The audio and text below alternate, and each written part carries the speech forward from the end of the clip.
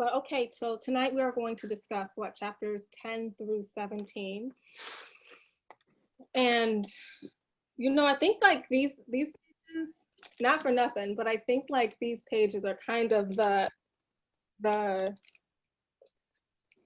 juiciness that we were waiting for, that a lot of us were saying we were missing. Like we needed maybe a little more struggle. And I got it. I got a lot of it in these pages. So what did y'all think, actually? Did someone want to kick off the conversation? I totally can, but what did y'all think? What are kind of some of your initial thoughts about chapters 10 through 17?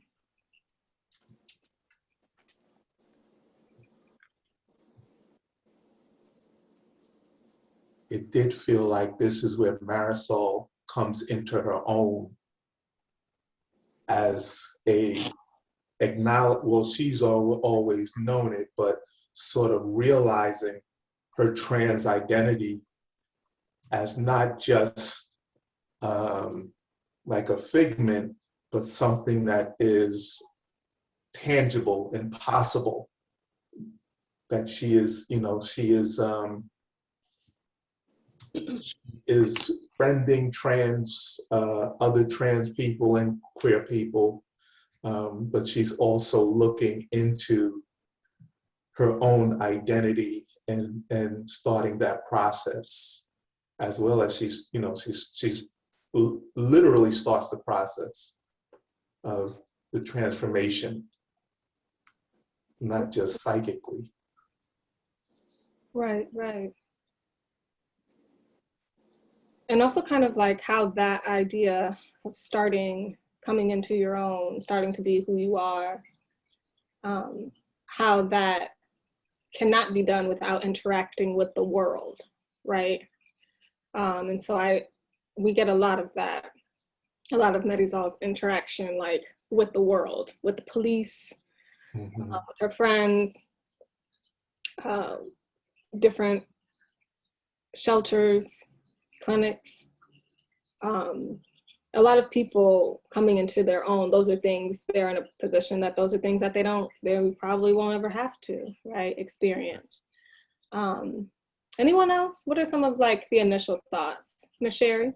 I wanted to say, to me, again, just naive and just sort of reckless, highly impulsive in everything that he does. You know, just like, oh, this sounds fun, I'm gonna go try it, you know, without any thought of this is dangerous. Or he may think this is dangerous for a second, but he goes right into it and does it. So yes, coming to his or her own, but just so dangerously. I felt very anxious for him. I'm like, wow, this is so dangerous. And I do appreciate all the, I guess, the public service messages for teens or children who are LGBTQ. I thought that was really excellent. They really stressed the importance of safety and not doing those dangerous things, et cetera. So, but still just a little reckless and impulsive. But we have to, yeah, go ahead, Anais. Oh, I was just going to say, one of the things I was very impacted by was how hard it was for her to show herself to her family. Like she's going through that process for like 3 or 4 years of going down to Christopher Street and finding a crowd and completely dressing in front of them and completely feeling comfortable.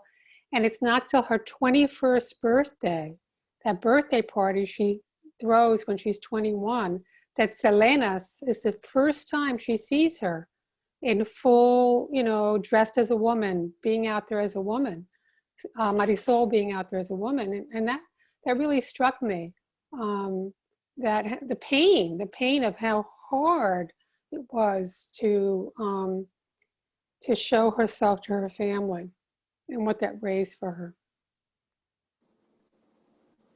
I also thought that it was interesting too, that delay into coming into her own, right?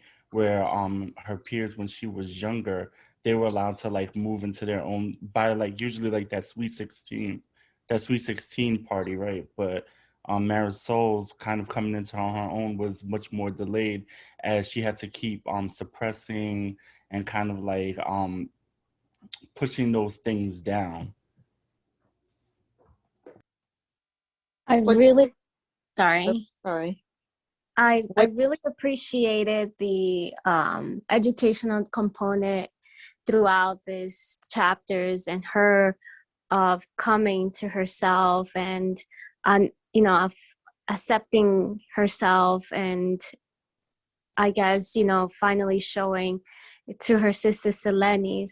But one of the things I really appreciated was that moment where Selenis was like, you know, she has, you know, showed this to me, that this is her, Marizol, and she changed the language in the book in terms like, I'm going to be referring to my sister as Marizol, moving on to acknowledge that this is what she wants.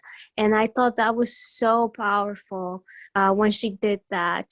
And, you know, for me, I also learned a few things about, you know, some of the struggles that transgender have to face in terms of like the hormones and such, and how, you know, how expensive it could be. And now, obviously now with Medicaid making affordable, but you know, it was like a black market. If they couldn't afford it, they would like try to buy off from people, and they wouldn't really know what they were taking.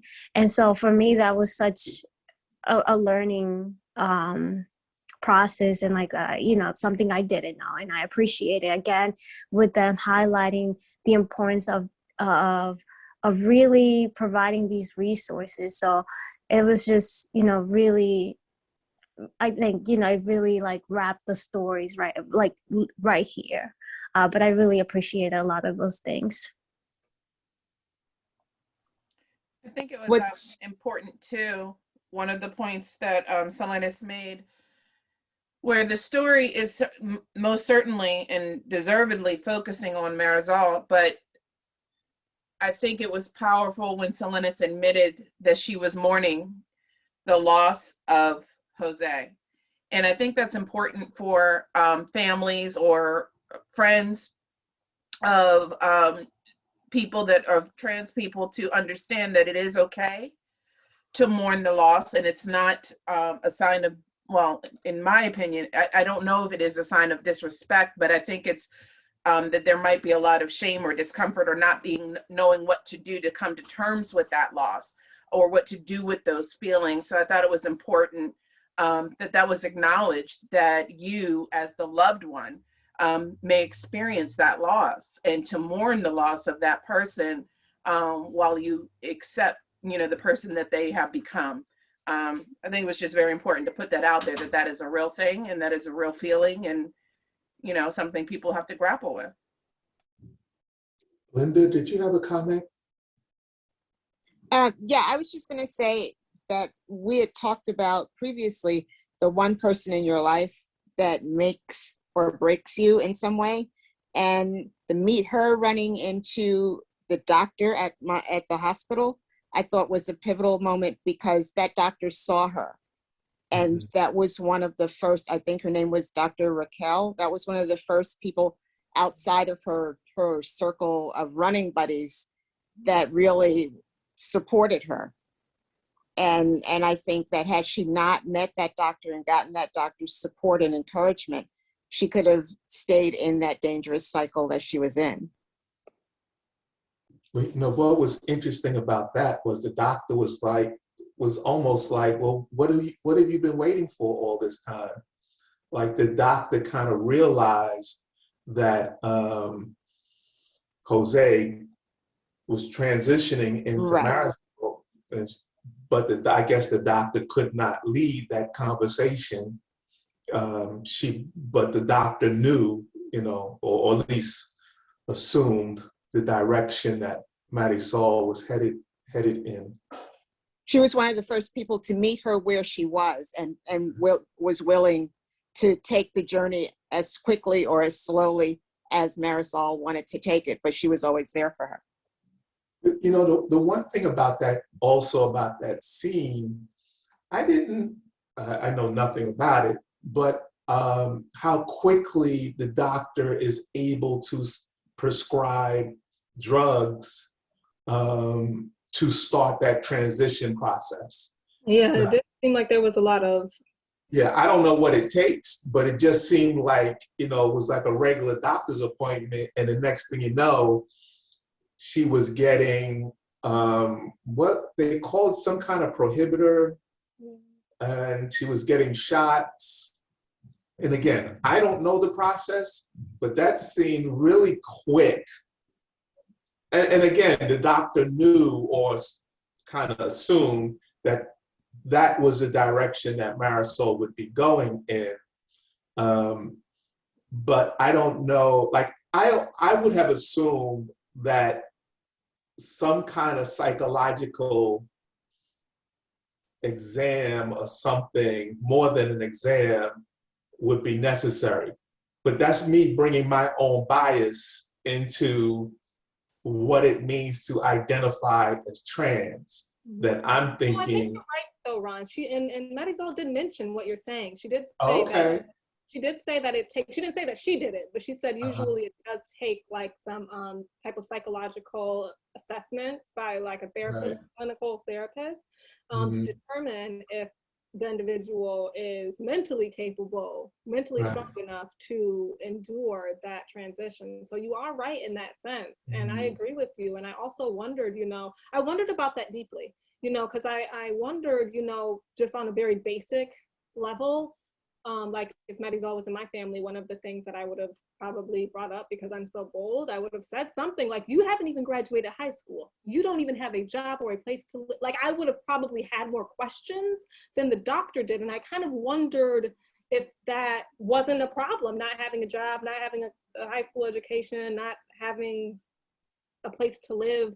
I wondered really long and deep about that. And then I started to think if I was maybe a bad reader or a bad person, even maybe a little bit, for thinking that those were, I guess, maybe those like pillars or those maybe ladders that needed, those steps that needed to be taken first before the transition. I thought, like, who am I to even think about that? Who am I to say that one has to have certain things in place before they are ready to transition? So I'm on that same wave of thought with you. I'm wondering if anyone else has any thoughts surrounding that.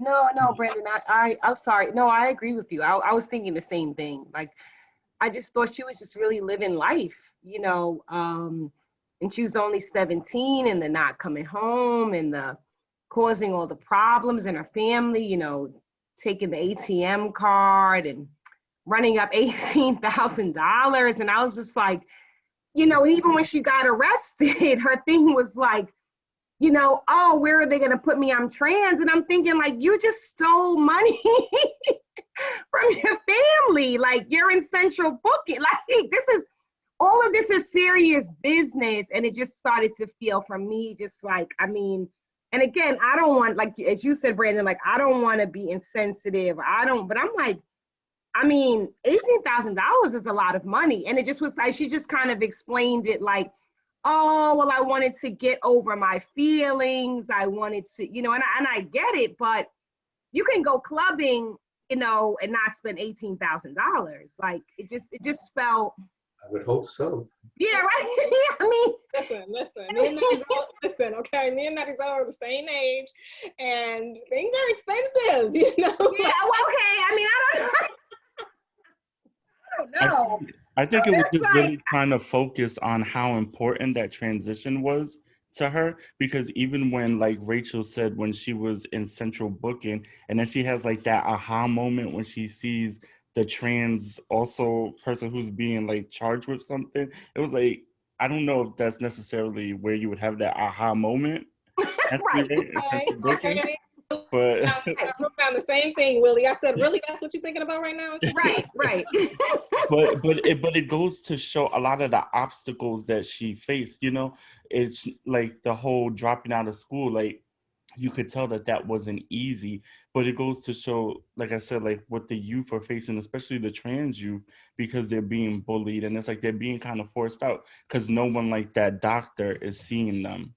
Willie, can I ask you something? Because I know that you, and I want to hear what all y'all have to say about this kind of topic we're talking on, but really quickly, because I know that Willie works with, correct me if I'm wrong, but you work with children, young people. Right. Yeah, I'm a school social worker. So as a school social worker, can I ask you what would maybe a solution or some solutions look like, as far as, because I felt this, and I'm not somebody who was ever really bullied ever.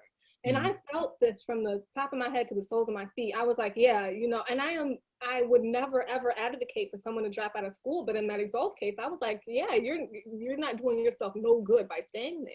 So can I ask you, like, in your line of work, what would be some options going forward for trans youth, queer youth that are getting bullied because of their sexuality, right? Like, what would be some alternatives? Is it a completely different school? I thought about that, but then I thought, what type of message does that send? You know? Right. So in the school system that I'm at, the administrators are really, really accepting for the ones that I've encountered when it comes to students who choose to identify as trans.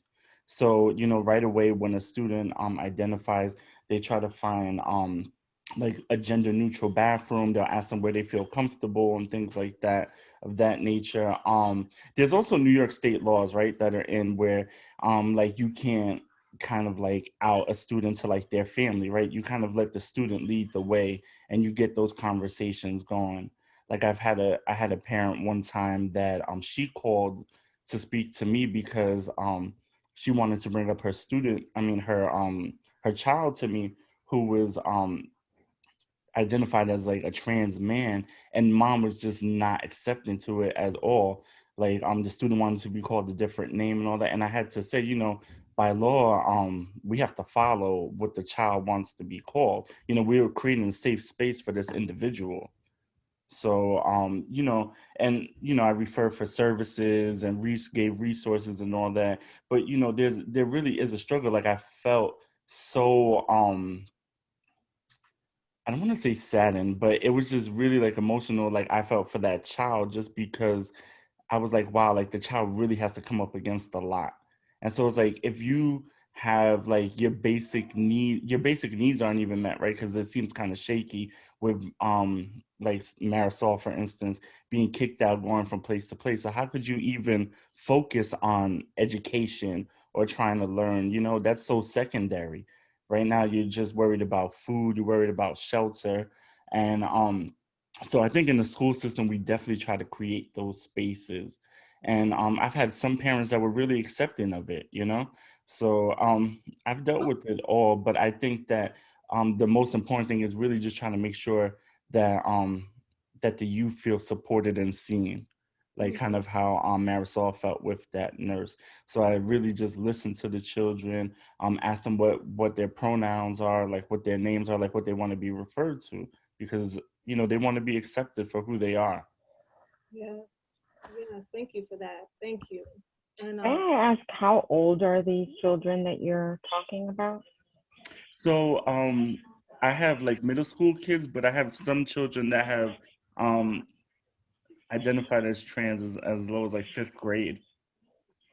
So I have, I have a, I'm not sure if it's a question or a comment, but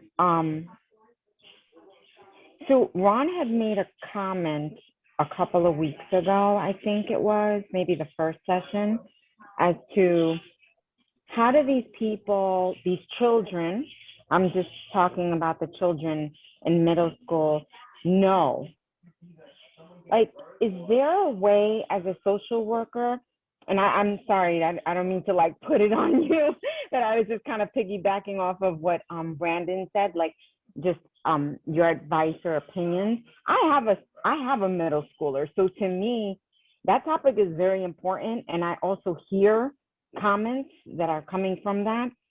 And to be quite honest with you, Ron made the comment a couple of weeks ago to say, well, how do these kids even know that they are? Like, is there any type of guidance that is saying, well, not to respect the child and use their choice of pronouns, but how about can we deter the children from thinking this? I mean, like, what does my 9 or 10-year-old child know about being trans, bi, lesbian? I mean, all of these things that I'm hearing, you know, Well, I think to myself, students, I'm sorry, go ahead. I think certain students, they may not like how we see in this book, right? Like they don't have the vocabulary to express, but they just go by kind of feelings. But now we're living in a world where, you know, there's a lot of vocabulary to these things, and you know, there's a lot more information and a lot more acceptance. So I don't know if I would necessarily like question a child, like, are you sure you're really feeling that? Just because, you know, they're exploring their own identity, as all the children are. So like, I wouldn't want to single out just that one child for, you know, being, having a different gender identity or sexual identity. So like, that's why I said like, it's important for them to kind of take the lead with it. Oh, I mean, yeah, okay. I can, you know, I can definitely respect your. Oh, go ahead. I'm sorry. I'm a retired elementary teacher and administrator. You'd be really amazed at what the conversations are. And we provide an avenue for them to. We have clubs where they can come after school and talk and meet. They meet with the guidance counselor or social worker, but it's very prevalent. So there's no, what I'm hearing is allow them to spread their wings, and well, if they think they're, I'm just going to use these words, they may not be the proper ones, so, you know, forgive me if I'm not saying the proper ones, but they could just say, I'm bi, I'm trans, I'm gay, and like Willie said, they don't really know what the meaning is per se. They're kind of, guess they're going by the feeling of what it is, but I don't know.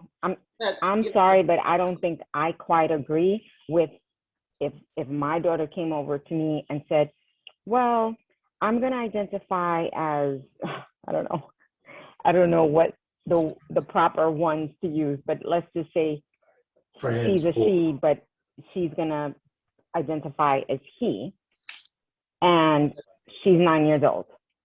I'm sorry. No. Well, I tried to, like, when I had the conversation with the parent that was like really against it, I was trying to remind the parent, you know, remember that you love this individual in front of you. You know? And so you want the best for them. You want you want them to be their authentic self. But my thing is, Barbara. Can I just say something? Go ahead, Sam. Yes, Sam. Okay. I just want to say, I don't talk much when I listen to you guys. I usually just listen. But Barbara, I understand where you're coming from.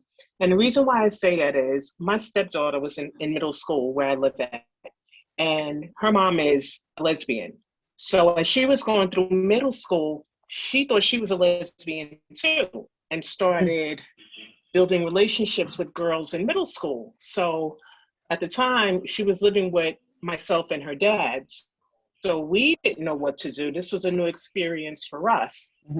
So we didn't really know how to handle it. We just assumed that she was trying to be like her mom, you know, and do the things that her mom was doing, and whatever relationship her mom was in, because her mom told her to be very free-spirited, be what you want, you know, don't let anyone tell you who you should be with. You can love whoever you want to love.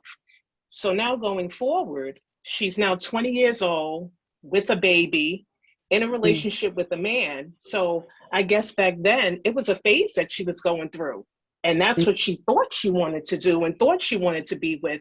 But it turns out to not be the case. That's not what she wanted. She was caught up in school, society, her mom's world, and it totally changed as she got older and went to high school and then graduated from high school. And she's so not totally into women. She totally wants a man, had a baby, and she looks back on it and laughs at it. Like, I can't believe that that's what I was trying to, or thought I wanted to be or get into when I was in middle school, but it turned out to not be that. So sometimes it's a phase that kids go through, but I think that you have to let them go through it, because it may not be what they want. It just may be what they're looking at the moment, because it seems like the right thing and the cool thing to do, but you never know how it's going to turn out later. I think that each gender and sexual identity in expression is individual to that person as well. We have to remember that. And, you know, sexuality is also very fluid. And, you know, we have to remember too that it's an identity, not a you-identity. Could I say something? Hold on, really quickly. Willie, can you just, I don't know if I've ever heard that term. What does that mean? I love that. Right. Meaning that the individual gets to express for themselves what their identity is, not us trying to impose something on them. Exactly. Could I say something too? And I understand that as a parent, it might be very difficult to come to some realization when your child comes to you. But I know people, and I have family. She might be 26 now, but since she was little, and I'm talking about in the single digits, she knew that she was attracted to women. She wanted to be with women, and she's lesbian. And her mom did like psychological brainwashing and extortion. Like, if you go to dance school, I'll do this and I'll do that. I think a lot of times, out of love and concern, we add to people's pain and suffering, and it's not malicious, well-meaning, but it's still destructive. So I think what I'm saying is that we have to respect people where they are and where they tell us they are and where they want to go with something like this. Because, I mean, you don't just get to high school and then determine, oh, I like such and such, or I like such and such. You already knew that. Like, I was just boy crazy, and I still am. But that society will allow that more than it will allow me to say, okay, well, I like that girl and that girl. So I just think we have to be careful. Yes, thank you so much for that, Sharon. And also, you know, to kind of add on to Sharon's point and everyone's point, more specifically Sam's point, like, yes, you're right, my brother is gay and has always been gay, never had a straight bone in his body, you know what I'm saying? Like, very clear, always. And you know, so that's that, right? And that is, we have those experiences within our family, maybe even ourselves. But another thing that Sam said that I want to kind of bring up is that some people know that, right? And some people know they're straight. They don't have a queer bone in their body. There's a lot of very straight people out there, you know, weird, but very straight people, right? But also, I think the idea, what Sam was talking about when she was talking about phases or experimentation, where do y'all think that falls in, like, on the spectrum, right, of these conversations that we're having? Because I think that, like, I don't know if I believe that you have to pick one or the other as far as anything is concerned, right? I think there's room for experimentation. I think there's room for growth. I think there's room for development and theory in everything. Like, I remember there was a time in my life where I was probably like 5, and I was obsessed with like the Kool-Aid packets, the colors, and so I would keep them and then like tape them on the wall in my bedroom. It looked like a junkyard. Like, but that was what I was really into. Right? You know what I'm saying? And my mom let me do it. That's the wild part. My mom let me do it, you know? Like, she knew it looked like a hot mess, you know, but she let me do it, you know, because I don't know why, but like, maybe it's the artist in her. My mom did hair. I grew up in a beauty salon. My mom never said, no, you can't have that hairstyle. She let me have all of them, you know? So where do y'all think, like, experimentation falls in on the spectrum? Are we saying that you can't experiment with being trans? Is that what we're, like, what do you guys think about that idea? I think we use the word phase very loosely, where we, you know, make assumptions, or we make assumptions that a child might be going through a phase if that's what they say they identify, or if they take those steps to approach you and say, I think I'm this, I think I'm that.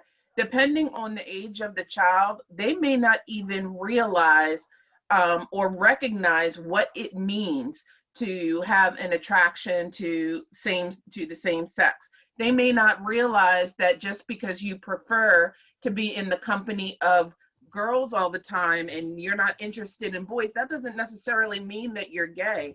That doesn't necessarily mean that you are not, attracted to boys. It might just mean that you're questioning what that actually means, and you're trying to put a label on it.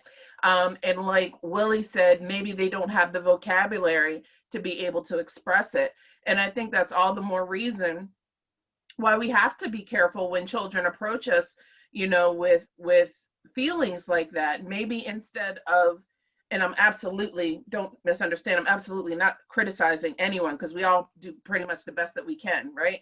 But if a child were to approach us and say, I think I'm this, or I think I'm that, maybe we should be questioning what it is they feel and why they feel, so we can help them sort through it and identify, or just navigate through whatever those feelings are. But when we say it's a phase, there's an assumption tied to that it's temporary, and that it's something that will pass. And we have to be prepared for what if it's not? What if it's not, and what if that's who this person is? But we're also laying the foundation for how we want our children to interact with us in the future, where they don't end up in a situation like Marizol, where they're stealing $18,000, or they're going to Staten Island and putting themselves in danger. Maybe we want to create that environment where they're safe to come to us and say, this is what I'm going through. And it kind of starts there, in my opinion. It starts there. So yeah, I don't think it's about phases. I think it's more about not trying to label it and really trying to help the child navigate through it, whatever it is.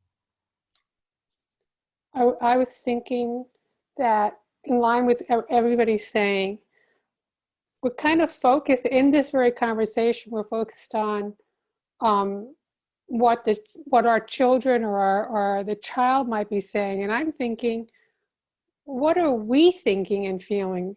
Like, if our child was to come up to us and say something like that, are we able to check out what our reactions are? Like, why is it uncomfortable for us if it is uncomfortable? Why are we afraid? I guess I'm thinking we have to also challenge the way that we're organized by a hetero, cis culture, where that is assumed, and it's an assumption that there are certain genders, and then there are certain sexualities, and like, we're not even talking about binary here. I mean, there are people now who are able to say, I don't even feel like any of it. I feel like all of it. And that's like, for me, that's breaking through the ways in which we have been organized to assume that there's a way this is all organized, and that then the young people who are making a move to express themselves in a different way, like that there's a norm and that they're different. And I think we have to challenge that. To me, it kind of goes back to the conversations we've been that people are having, like that, where like white is the norm, and the diversity is, people of color are diverse, we have to have diversity. But that's an assumption that the white is the norm and that everything else is diverse from the norm. And I think this applies in the same way to the question of gender, that it goes very deep, that we don't even realize that these are assumptions of ours, that this is a norm, men and women, two genders. And that, I have a friend that was very moved by, who, this is like 15 years ago, she made a choice to bring up her children not identifying them as either gender. She raised her boy and her girl, quote unquote, and let them decide. And that was pretty radical 15 years ago, to decide to raise her children that way. But I felt like she was doing that thing of saying, well, why should I choose? Why should I assume, or why should I choose that there is anything that they have to either fit into or or divert from. Anyway. This is such an interesting conversation. Because one thing I think about when I hear you talking is, like, I agree with you, everything that you're saying. And one thing that I think about, you know, is when you're talking about how do we feel and why are we uncomfortable with certain things, you know, and I'm going to say this with all, this is, I'm sharing this with you, this is just a thought that I had while I was reading the book. On page, I have the actual book. So on page 136, it's the chapter 15, page 136. There is at the bottom of the page, Marizol has already started taking some of the hormones, and she says that after a while, she like had her first breakdown or something like that, meltdown, and she says she was so happy. The pills were working, and soon she didn't even mind the crying. This is a natural thing. It happens to all girls. And I thought, you know, I wrote down, I said, I have a peculiar feeling of offense. And I thought about that a little more deeply in the sense that, like, so like that, even like us having this conversation now, I thought about that kind of scene very deeply in the sense that, like, I was talking to myself out loud about it. You know, I was really thinking about this. And I thought about, you know, as much as I shouldn't be perceiving what a trans person is, I thought about how, as a woman who identifies as a woman, how much I don't want to be perceived as something either. Like, because being a woman isn't just meltdowns and photo shoots. And I got a little offended. You know, I don't know if anyone else feels me or hears what I'm saying or felt the same way, but I felt like, wait, hold on, what? You really think that, like, that's we're just around here crying all damn day long? No, we're not, you know? And I thought the same as if a random white person came up to me in blackface saying, like, random, weird, stereotypical Black stuff. So what do y'all think about that? What do y'all think about that idea of really being open on all ends? Does that make sense, what I'm saying? No, it doesn't. And a lot of times when you say stuff, Brandon, like, I agree with you. But even from the beginning, I think when, I mean, he wanted a Barbie for Christmas. I was just like, you know, I mean, I don't know that that's the only thing that identifies you as a girl. I mean, you know, I liked Barbies. I did like Barbies, but I did like other things. And I think that's, I don't know, for me, that's starting to be what's missing. Is like the meaty part of what really is happening for this person, that they are saying that the gender they were born into is not correct. Like, I'm not hearing that. And I keep trying to hear it, and I keep trying to, like, to wait for it, and it's just, I don't know, it's not coming from me. And it could be and again, it could be just that simple, right? Like, it could just be, I wanted a Barbie, and when I took my my hormone pills, I started crying. And that's what it is to be a woman for me, you know what I mean? But I'm just still like, you stole $18,000. Like, I don't know. Like, not giving up on that $18,000. Listen, like, I feel you. Like, you went in your, you know what I mean, in someone's purse, and you stole their money, and like, you're like a burden. You're a burden to your family and to everyone around you. And you keep making excuses for, like, why. Like, if your friends are saying, look, I don't want you to dress up because we might have to fight. You know, like his friend, I don't know if it was Brandon. I'm trying to remember the name. Cameron, sorry, it was right. Cameron was like, why are you out there like that? Like someone's gonna say something to you. There's gonna be violence. You know, we're gonna have to fight if you're a man dressed. And it was always, oh, well, they're jealous. Oh, this person is this, or, you know. And I just never, and I don't know if I'm talking too long, but I just never felt like, yeah, I'm just waiting to get, like the sister to me, when I hear her talk, it just feels more real and honest. You know, her story, it's not coming together for me. And I think to Brandon's point as well, I absolutely hear what you're saying. I personally wasn't offended by it, but I think we have to look at it from Marizol's perspective, where she was, I don't know if she was saying that this is what women do, or that she was fulfilling her fantasy of what women do. And I think that might have been more, that to me, that's very different than if someone makes an assumption or tries to imitate what, you know, they think I am as a Black woman, as opposed to someone who wanted something their entire life and finally have a moment where they feel in their mind they are fulfilling that role. And I think that's where she was coming from when she felt emotional, or when she felt dressed up, or when she had the manicure and the pedicure, and, you know, and she was very feminine. I think it was her moment that she was at, her fantasy was becoming a reality. And I think it was more that than labeling what Can we also include that she was finally being able to do something that she wouldn't have been allowed to do, like to freedom. cry, like to cry. Mhm. You know, I mean, her brothers are like, you know, Jose, get it together. Jose, why are you so feminine? You know, I mean, that's so common.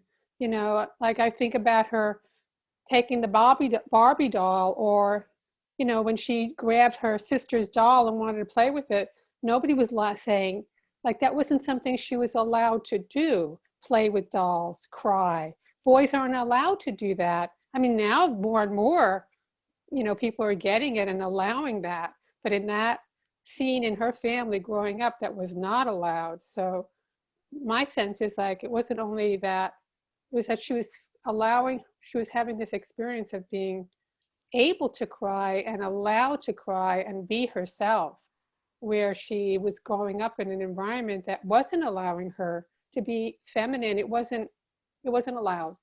Yeah, I feel you and I hear you on that. However, at this point in her life, she was very much welcomed by her family. She had moved in from the sister, the brother even let her move in until they had the baby. Then she moved back in with the parents. So it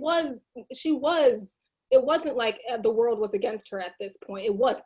That just was not, as far as she puts it in the book, her family they were like actually there. Like even the brother, I think the exact quote was like, listen, be whoever you want to be, but like, you know, keep on curfew. Like, I don't play that shit in my house. You know what I'm saying? Even obviously the sister was very much like, you know, yes, come stay with me, even in the dark apartment. You know what I'm saying? So I just don't know if that's it for me. Like, I hear what you're saying and I agree with you, but I just don't know if at this point in her life that is what was going on. I don't know. I still think that there was the possibility of that, like that impending doom kind of, right? Like also that rejection, that this can switch at any moment. Because the father took a while to come around. You know, he was sort of, he almost stayed against it. And I think he changed more to keep family peace, or at least spousal peace, than he changed because he agreed with Marizol. You know, it took a while. I mean, the father was like, Marizol can't come to the holiday dinners and things like that. Did Dad say that, or was it like an order of protection thing? I don't. I was order of protection. Order of protection because of the $18,000. She wasn't allowed to go back. Gotcha. But how many people violate order of protections though? That's what I didn't get. I thought that too. I didn't get that. Because I'm like, the police, do you think they was really gonna come around and check and make sure that she wasn't in the house? So I was a little confused by that too. Me too. But I think maybe it gave the family leverage. I think there was more to that whole $18,000 order of protection than was being revealed in the book, because we have to remember too, Selenis was also the storyteller. And I think that there was some protection there of Marizol, of the family privacy. I think there was some protection there because they never went, in my opinion, they never really dove into what was she doing with that $18,000 and how did they really come to terms and come to grips with the fact that she stole $18,000. I don't know what their financial situation was like, but my assumption is that hurt, and they felt that, especially if you have two parents that are working and struggling to make a life for their family, and then their child steals $18,000. They never really dove deeply into that. And even when it came down to the order of protection, to Willie's point, if, you know, I think at some point they could have made a decision to allow her to come back whenever they wanted to, because who's going to be watching like that? I think that's more so where the father might have come in with his issues and his anger. Maybe he truly wasn't, maybe she truly wasn't allowed back in the house for reasons more than an order of protection. I don't know. I think you're right. I think you're absolutely right. But you know what? Just to your point, I don't know if I remember it perfectly, but there was a point where, correct me if I'm wrong, y'all, but didn't both Selenis and her mom, like, they both said like they couldn't take even seeing the police take Marizol away at the time? Like they both like left the house or something? Yeah, like, when she was being arrested. Yep. They couldn't watch it.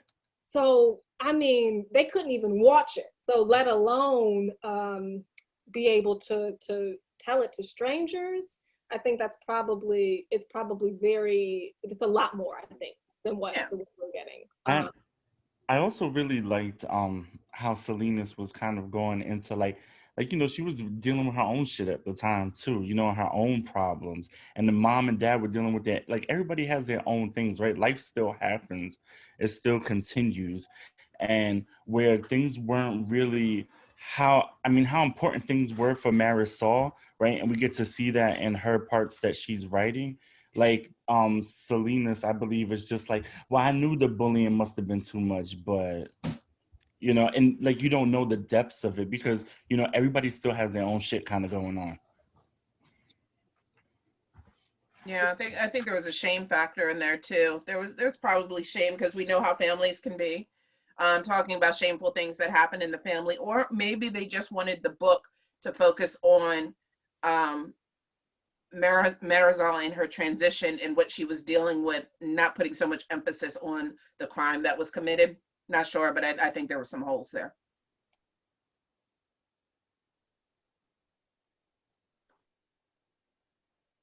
Yeah.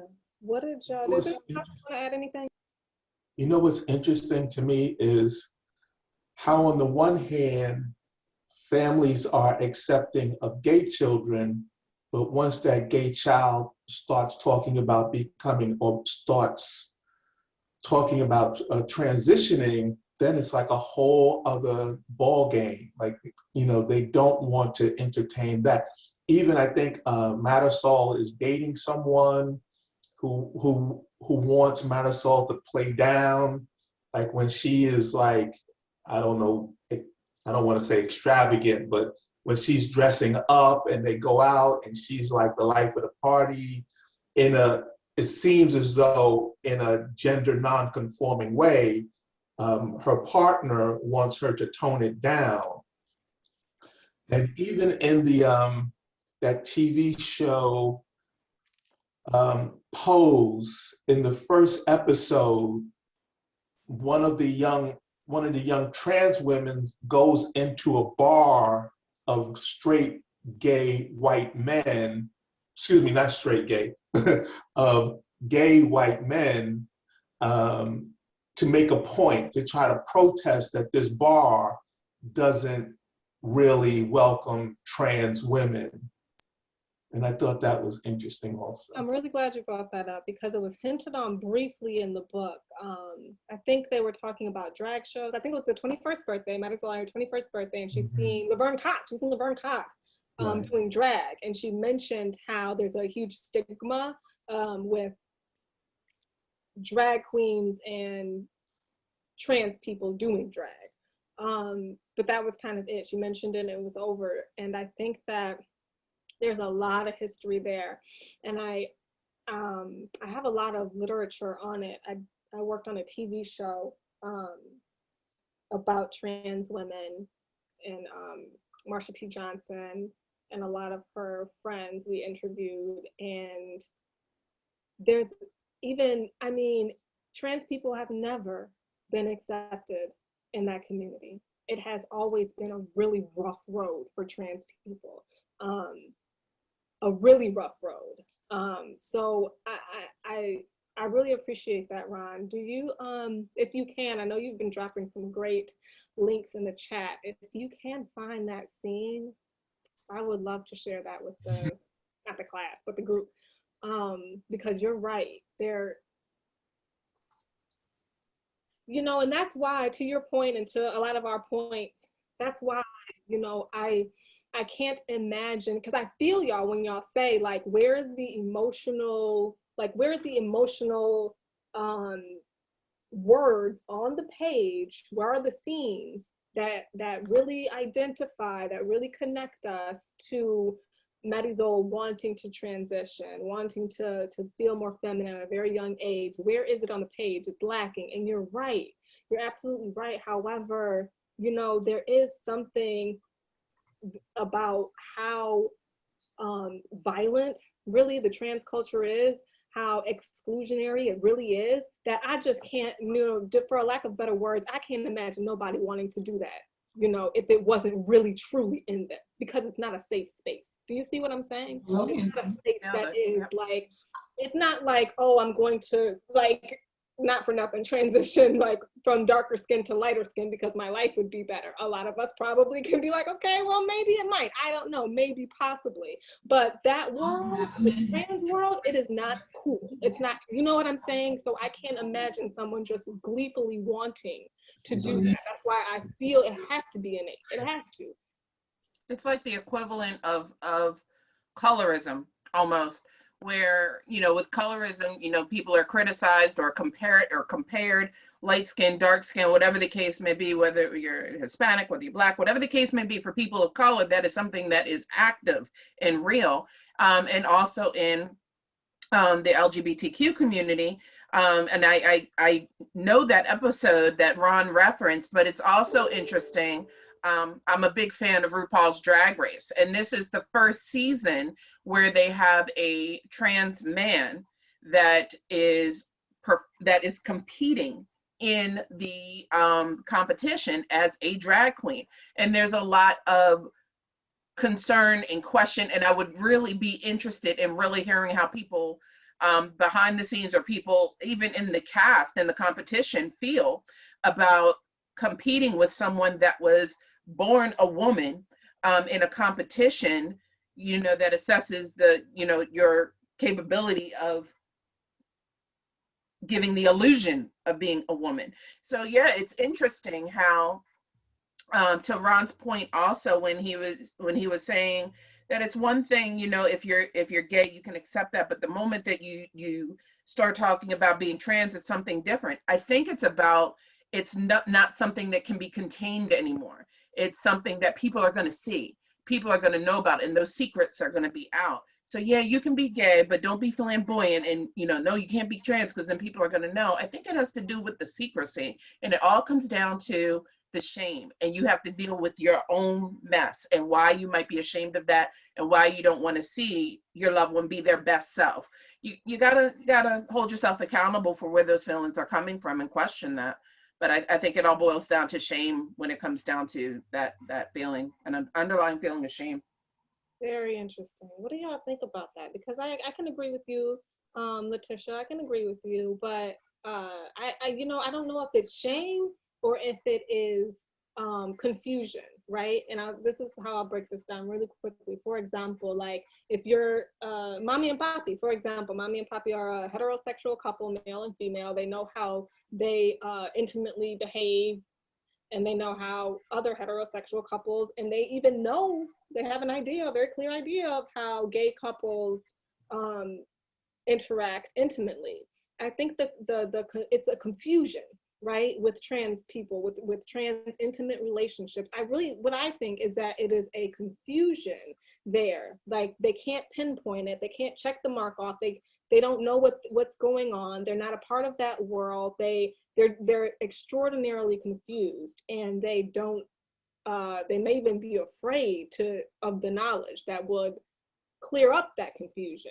I think that it's more of, I don't know, it may be a shameful thing, but I think that, and I say that because, for example, I mean, didn't they find Marizol dressed in women's clothes in the park across the street from their house one day? Didn't the police find her and have to bring her to the hospital? And and she was coming in late night, drunk, dressed as a woman, you know, so there were, I don't shame possibly, but it feels like it's more confusion. They're confused on what's going on, and they're so confused though, they don't want to know the truth either. Does that make sense?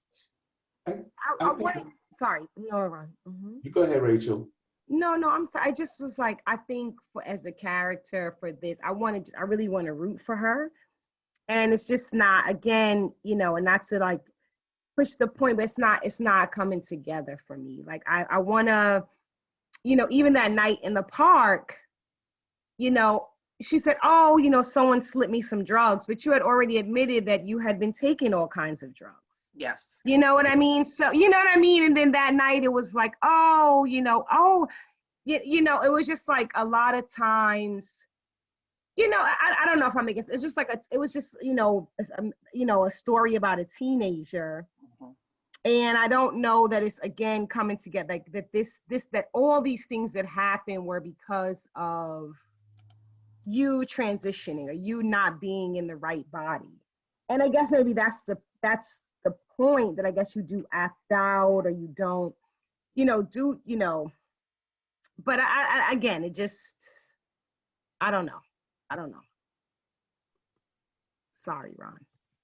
I was going to, you know, remark on the relationship between the money aspect, which I think we see both in the Marizol line of the story and the Selenis line of the story, and the way in which money buys you access to spaces or gives you the ability to create spaces for yourself. I mean, just going down to Christopher Street every night, it costs money.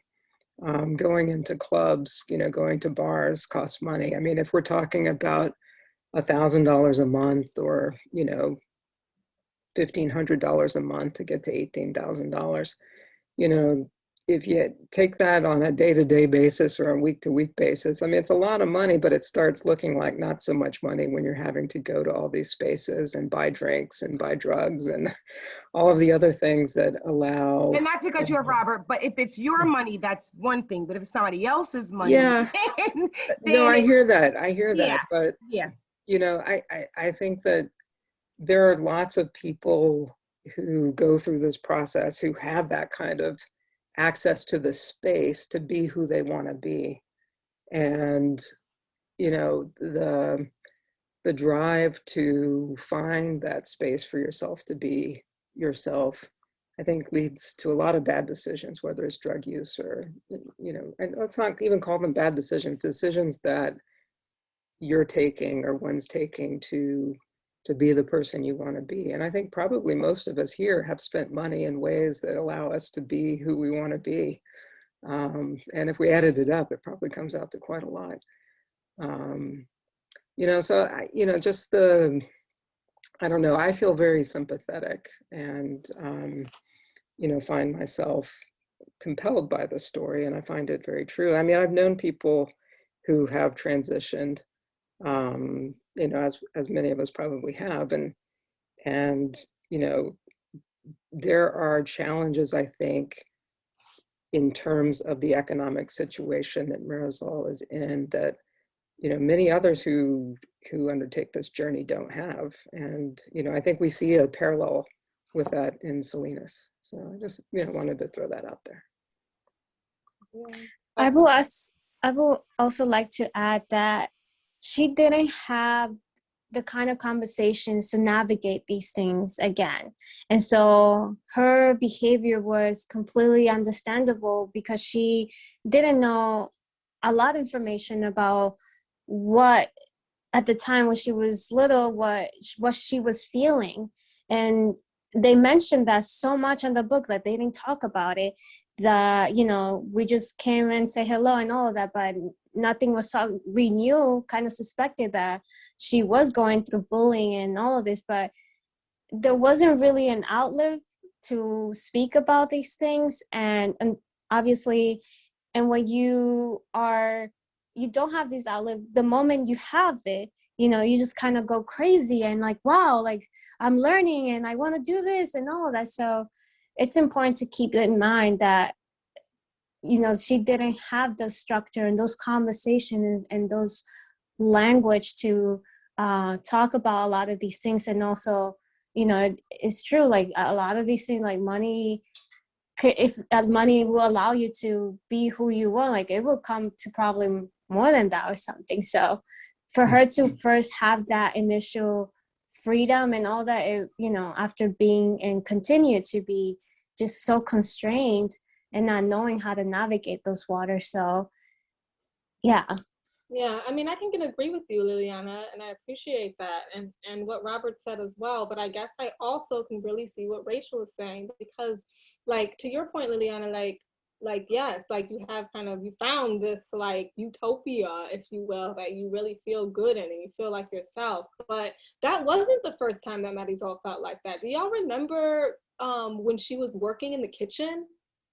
Do y'all remember that? Like she was, it was like such a bright scene and she was so happy about it and she really loved it, but she stopped after 2 months because her grades were dropping. And in my mind, I'm like, Heffa, you dropped out of school. You know what I'm saying? Like, and this is something that you could have been done to, like, I don't care, party, do what you want. Like, but you stopped your job because your grades were falling, and then you convinced your parents to let you drop out of school, and then you stole money from them. So like, I feel what y'all are saying, but at the same time, I'm kind of like on with Rachel too, where it's like, yeah, do all of that experimentation. But when you steal from your parents $18K and they don't have $18K to lose, like, I'm gonna need you to take some responsibility. You know what I'm saying? It's more, at the end of the day, it's more than you being trans. You know what I'm saying? Yep. Like at the end of the day, it's bigger than Yes. Agreed. Sorry.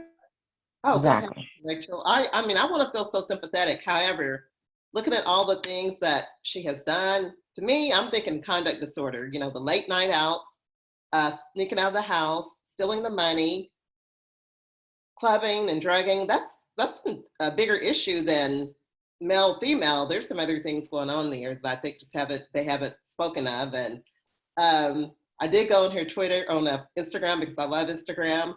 She's hyper.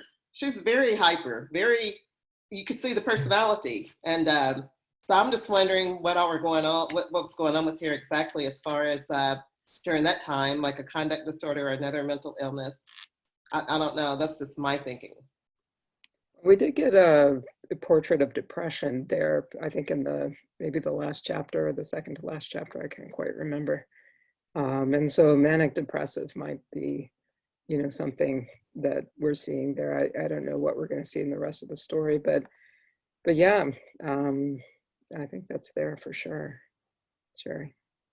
The other thing too is that you want to feel sympathetic, but it's something that she just keeps doing. That she won't let you go all the way in feeling sympathetic for her. You know, she's going to do something else. You know, just the impulsivity, I guess, and just the, again, recklessness. She's going to do whatever she wants to do without much thought to it. I think finally she started feeling sorry for her sister because she knew they were under such a financial strain. But other than that, you really don't hear her talking about empathy for other people too much. So. Yes. You have to recall as well, though, that what drove her to this kind of nightlife, crazy lifestyle was because of school. She was being bullied at school still. It was not a hospitable place for her. So she started leaning into going out at night, staying out all sorts of hours, because it was a space in which she felt affirmed, which she wasn't getting at school. And when it comes to then the money, bear in mind, like, we're overspected for a second. Once they found that footage and said, well, we don't want to press charges, and they said, well, it's too late, it's a federal offense. Like, that's a crucial detail that we can't just like look over. Like, her parents didn't want her to go to jail. And like, I feel like that ball kind of got set in motion from the first chapter we had to read today, which, you know, Selenis, I think looking back, would probably regret doing this, but her taking her to the police station to talk to this cop, I mean, like, it's just, the world isn't a hospitable place for trans people in general, but like, police are notoriously violent towards trans people. Jails are, I mean, they're violent for everybody, but particularly they target trans people. So the idea that she would take her there hoping that she would get some sort of guidance, and it turns out the cop is, you know, the same, is Latinx as well, and is a lesbian too from how they refer to it, but it's like, you're still taking her into an institution where it's like, okay, these people are not going to help you. Like, your sister needs something else. And then you fast forward a couple chapters and here she is in central booking. So it's like, it's not going to help her at all. So I think we need to factor that into it as well, because I mean, if there's mental illness there, I wouldn't say that, because then that gets into the whole, are trans people mentally ill just on the basis of being trans, which is like very problematic, but there could be other issues there. But I think it's because she's had to squeeze herself into this world that by no means was accepting her. Yeah. And I think also you take away the fact that someone who's trans and transitioning, right? But Marisol has faced a lot of trauma too from a very young age, from the foster care system, going back and forth with the parents, and, you know, the bullying, the trauma of that, the trauma of going to jail. So there's a lot that that you could see the trauma kind of informing the poor decision making. And then on top of that, yes, Greg and Willie, thank you for that. But on top of that, you know, maybe the decision making was also based on the great family that she did have, at least the very loving family that she did have. However, they weren't very hip as far as how to manage some of the things that were going on in her life. For example, Selenis taking her to the police, like Greg said, no, you know, like, bad move, you know. But at the same time, like, even if you kind of read it, like, Selenis she really isn't she's thinking she's doing the absolute best thing that she could do right now, because her Marizol had just skipped school to go to Staten Island. Like, she's trying to do whatever she can, the best that she can, to make sure that things remain safe. However, not even realizing, because to be quite frank, her frame of reference from jail is Law and Order. And she said that, you know, from the stuff that she was working on in Law and Order. So her frame of reference of, I don't want to say the real world, but her frame of reference, at very least, the trans and gay world, is just not there. So I think that what we are seeing is somebody coming into their own with absolutely no support. And inevitably bad decisions are going to be made. However, I think I think that that's okay, right? That those, maybe not bad decisions, but those decisions that harmed others, right? Those decisions were made. And I think it's okay to exist in both places, right? I think it's okay that we're saying, like, I don't care what gender you identify as, don't ever steal $18,000 from me. Like, I think it's okay to say that. And I think it's okay to say, like, okay, you are coming up in a place with absolutely so much love, but no support. So, of course, some of the decisions that you make are going to inevitably be not in the best interest of the people around you. So I think it's okay to exist in both those places. Do y'all know what I'm saying? I think that's okay to have both of those feelings. But this is tricky. This is a tricky area for me, because I've really been with the mom and the dad, and I still am. But they do kind of disappear after, regardless of it's from the order of protection or not. And from the first meeting we had, I remember us talking a lot about how the parents were really invested in the systems, these systems that are supposed to work. The foster care system, the healthcare system, these systems that were supposed to be working, including the police system, as immigrants, very invested in them. And this is how they work. And so possibly it was, you know, them saying, like, uh-oh, we got a paper sent to our house, so Marizol can't come back now. That's just what it is. That's what the police says. Possibly it really, truly, Greg, is just that. And possibly it isn't, right? Possibly it is the father and the mother even not wanting to deal with the burden that they feel Marizol has inflicted on their lives too. Yeah. And, you know, I'm sitting here listening to this conversation, and I'm thinking, how would I feel? How would I feel where I know that if I had a trans child, I can confidently say I would support them 100%. I can confidently say that. Where I'm not confident is how I would respond to that child if they stole $18,000, or they continue to place a burden on my family or on my spouse or on their siblings. I don't know how I would respond to that. And in that moment, I feel that their identity would have nothing to do with that.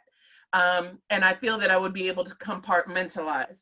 I would be able to love and accept my trans child, but I would not tolerate somebody that's bringing that type of discord into my home. And that has nothing to do with love. I would love them forever. It has to do with what I am allowing, or dare I say it, enabling them to do. I don't know. So for me, I'm looking at it from two different sides. I'm looking at what she did and the burden that she was placing on her family as a result of those decisions, no matter where it came from, no matter where it stemmed from. I absolutely sympathize and empathize with her plight in of becoming a trans woman, but I don't see the connection between the two. And to me, there just seems to be a lack of accountability for accepting, you know, the impact that she was placing on her family. I don't know. I'm just thinking about how I would react to that, and I think they're two separate things. No, and I agree. Sorry, Letitia. Oh no, go ahead, Rachel. No, and I was just gonna say, like, right, even the first time she got in trouble, I mean, and the police were there. I mean, for the whole family, I mean, that's a big deal. The police were called, they're waiting for you to get home. You know, you walk up and, you know, I don't mean that was like the first time her sister slapped her, like after all of these things that were going on. And, you know, I don't, and again, you know, you know, I think, like, to Letitia's point, like, you're not accountable for what you're doing. And a lot of the story for me ends up being like the sister story, like, you know, and sort of how, you know, this person was impacting their lives. And, you know, and even her Marisol, like, you didn't notice that your sister had to move into another apartment, or that her marriage was falling apart, or that she looked depressed. Like, she mentioned that briefly, but it didn't come up enough that she was very conscious of everyone else around her. Even when she was taking her sister's clothes and she thought no one knew, you know, she thought her sister didn't notice. Like, that was kind of the beginning of it. Or even when she walked past her mother on the street and they had that interaction, you know, and she was so happy. She was like, oh, you know, she didn't see me. So, like, it's to me, she was like she wasn't connected to them anyway. Or she was trying to disconnect from them. I mean, Ron, actually, one quick, we got about 6 minutes left. If we want to go a little longer, I'm totally fine with that. But he did find that clip that he was referring to, that pose clip. So Ron, whenever you want to play that, just chime in whenever, but okay. Well, hello, handsome. I'll have a Manhattan, and my friend here is going to have a Can you hear it? rum and tell Yeah, we can. Yes. This one's on me, then you gotta go. We got 10 guys in the rest of me. It's drag night. I'm sorry, we're not in drag. We're women. Even better. We don't like women in here. This is a gay bar. Well, I want to see a manager. Girl, why you always gotta pick fights you can't win? Because these other ones worth fighting.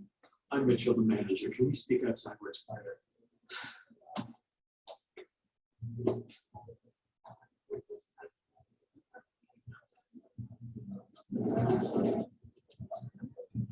How could you discriminate against me in my own community? This bar is called Boy Lounge. We have a specific clientele. Gay, under 35. Right? Frankly, yes. New York City nightlife is segregated. Look, I've got a friend. She works at the Cubbyhole. I'll call her. You guys can go. You can drink free all night. But I don't want that scene tonight. I'm sorry. I'm not throwing a costume party. Oh, this is not over. Bitch, it was over before it started. Everybody needs someone to make them feel superior. That line ends with us, though. This shit runs downhill past the women, the blacks, Latins, gays, until it reaches the bottom and lands on our cotton.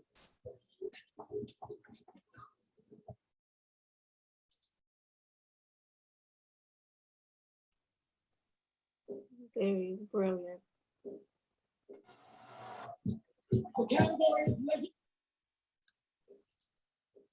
So interesting.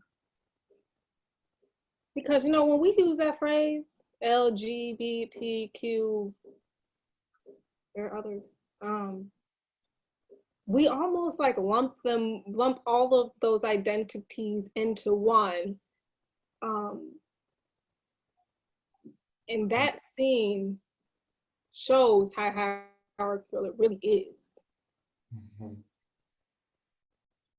There are definitely stratas that we as sort of straight presenting people don't encounter. So we just lump even racially, Black people and white people will lump that whole group together. When actually, I mean, this is just a personal thought. I feel like trans people should almost be separate from lesbian and gay. Because trans is really about how you present yourself. It is not your sexual orientation, but how you present yourself to the world. Now, you may want to present that as just an outward presentation, or you may want to medically change that presentation to what's correct, to what you feel you're supposed to be. But it's not a commentary on whether I'm a man and I like men, or I'm a woman and I like women. Like it always felt to me like a completely different sort of conversation than lumping LGB, then the T in there. The T, it feels like just a different conversation to me. Equally it's valid. also done that way intentionally. Sorry. Go ahead. No, I was just saying, like a cisgendered gay people, like intentionally separate themselves in that sense, and that scene is indicative of it. Like if you look at even Gay Pride weekend, the cisgendered gays in their events, they are, posing in front of Stonewall with cops, which, if you get the irony of that, it's like completely contradictory. Meanwhile, the trans community is literally like tangling with the cops a block away because they're doing a protest in the street and they're literally getting like tackled and assaulted. So it's like, it's two completely different experiences. The cisgender gay people don't really want to, in a very large sense, accept trans people. So in that sense, they are very similar to, a heterosexual community, because they really do keep them out intentionally. Mm-hmm. And that bar they're at, there is a real bar right there on that corner. It's called Boys Something. I think it's Boys Shorts. I've been there several times with one of my friends, Ezra, and he's like 6'5", chocolate Black man, and gay, obviously. And I mean, every time I've gone in there, it's just this like very white, very male environment that isn't quite different. The entitlement wise is not quite different than, straight white men. It's just cleaner in there. Like that's really all it is, but it is still very segregated and very entitled, very white male, just gay. And I think that scene really is, it's really powerful in the sense of the New York City nightlife.